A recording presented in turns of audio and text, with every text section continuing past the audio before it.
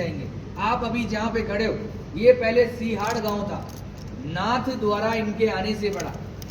औरंगजेब का जब हमला हुआ, मथुरा वृंदावन गिरिराज जी वहां से ये पलायन करते करते इस गांव में आए। बीच में बहुत सारे गांव पड़े, किसी भी राजा ने इनको शरण नहीं दी, क्योंकि सब औरंगजेब के अधीन हो गए थे। आपने बुक और पुस्तकों में पढ़ा है, मेवाड़ कभी किसी का गुलाम नहीं रहा है।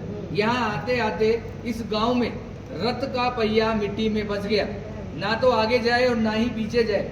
ये है गंगाबाई, जो श्री कृष्ण से रूबरू बात करती थी। पीछे है ब्रिजवासी, ये है पंडित दामोदर जी, और ये मेवाड़ के राजा राज सिंह। यहाँ से 28 किलोमीटर दूर एकलिंग जी महादेव का मंदिर है।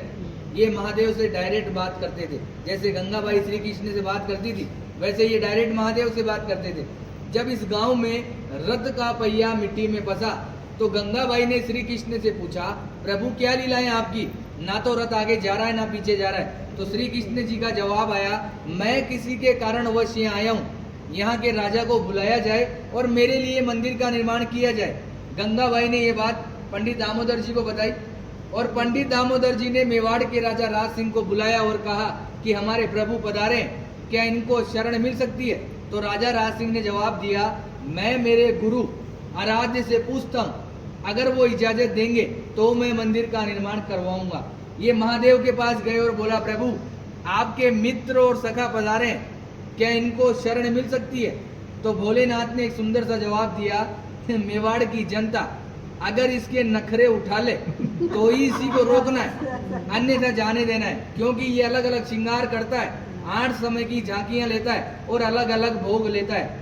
घूम फिर के ये बात गंगाबाई के पास आई, और गंगाबाई ने श्री कृष्ण को बताया, प्रभु आपके लिए तो महादेव ऐसा ऐसा बोल रहे हैं। तो इन्होंने भी एक सुंदर सा जवाब दिया कि वो है बोला, नाम से भी बोला है, काम से भी बोला है, उसको तो 2 रुपए की राख लगाकर बैठा दो तो बैठा रहेगा, मगर मेरे नखरे वो जानता है। मैं मेवाड़ की जनता को वचन देता हूँ, मैं यहाँ का जल भी ग्रहण नहीं करूंगा। आज भी जल यमुना नदी से आता है, सीधा मंदिर में रखाया जाता है, मंदिर में जो झारी जी भराई जाती है, और उसी जल का जो प्रसाद बनता है वही ठाकुर जी ग्रहण करते हैं। आप लोगों का जो प्रसाद होता है वो बाहर दिखाकर बाहर ही बांट दिया जाता है। कहते हैं किसी के कारणवश ये आए, मीराबाई की कजन सिस्टर अजब कंवर बाई साहब, इनके साथ पासे खेलती थी चौपट।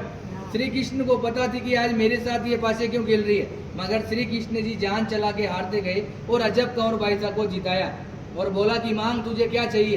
तो अजब कंवर बाई साहब ने कहा कि आप मेरे मेवाड़ में पधारिए।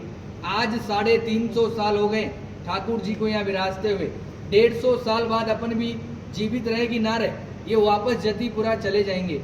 आज भी निज मंदिर में रथ रखा हुआ है, नाथद्वारा के मंदिर में गेट नंबर 2 के पीछे कांच में वो बिल्कुल पैक है।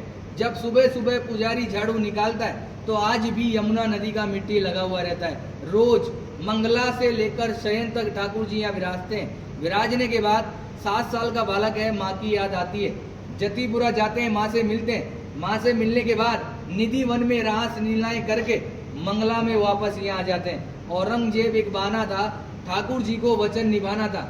ये जो पूरी लीला रची केवल अजब कंवर बाई साहब के कारण। औरंगजेब को ये वहां भी हरा सकते थे, मगर औरंगजेब इनका मंदिर तोड़ने श्रीनाथ जी के मंदिर में आया।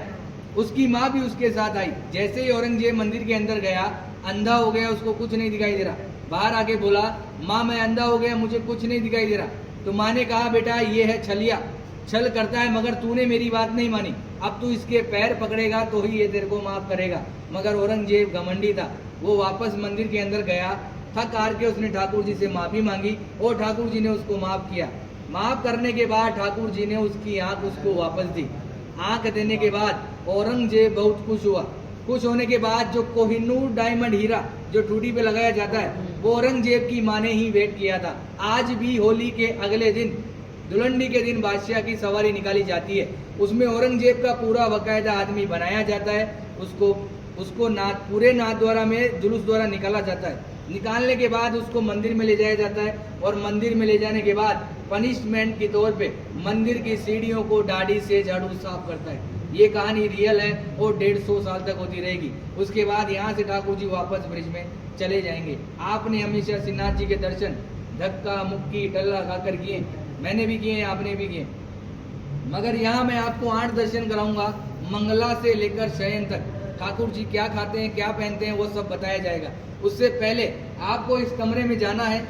252 वैष्णव की वार्ताएं शॉर्ट में दे रखी है, वो आपको पढ़नी है। पढ़ने के बाद 10 मिनट का टाइम है, आप आराम से मोबाइल द्वारा फोटो लीजिए, फिर अपन चलेंगे 8 दर्शन। जय श्री कृष्ण।